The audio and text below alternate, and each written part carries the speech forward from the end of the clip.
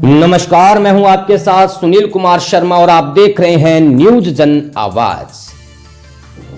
तुम जियो हजारों साल, साल के दिन हो 1000। श्री जठेश्वर शिक्षण संस्थान विद्यालय शरवणनाड़ी चिबी की होनहार छात्रा कुसुम शर्मा का 13वां जन्म दिवस बड़े ही हर्षोल्लास के साथ मनाया गया। न्यूज जन आवाज चैनल की तरफ से छात्रा कुसुम शर्मा को जन्मदिन की हार्दिक शुभकामनाएं। दर्शकों, अब दूसरी कड़ी में हम आपको ले चलते हैं एक ऐसी ज्ञानवर्धक लेख की तरफ जो हमें भेज रही हैं शिक्षिका हैं श्रीमती रेणु चौधरी।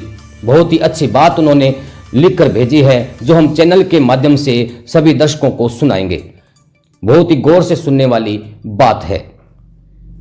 शिक्षिका रेणु चौधरी ने लिखकर भेजा है कि आत्मज्ञान, आत्मबल, मानसिक बल, बौद्धिक बल, शारीरिक बल, सामाजिक बल, आर्थिक बल, मनुष्य को ये सभी सुख मनुष्य मनाते हैं।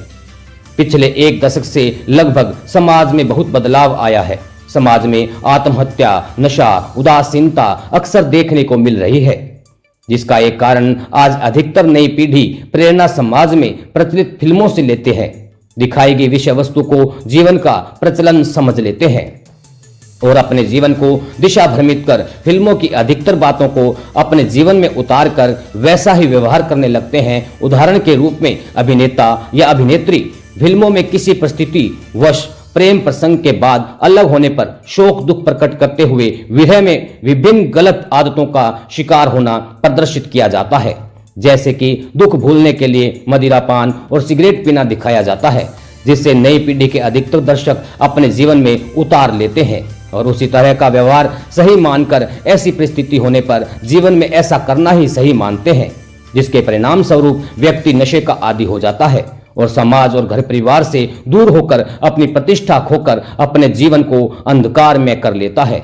इसी तरह से अविवाहित स्त्री पुरुषों का फिल्मों में प्रेम प्रसंग दिखाया जाता है, जबकि इस समय ब्रह्मचर्य का पालन और शिक्षा ग्रहण का समय होता है। इस तरह से इस उम्र में प्रेम प्रसंग फिल्मों में प्रचलित होने के कारण समाज में इसका प्रचलन बढ़ता जा रहा है, जबकि हमारी संस्कृति में प्रेम प्रसंग व्यक्ति के वैवाहिक जीवन के बाद ही शास्त्रों में वर्णित है। नई पीढ़ी धार्मिक ग्रंथ की कहानी को टीवी या मोबाइल पर देखना भी नजरअंदाज करते हैं।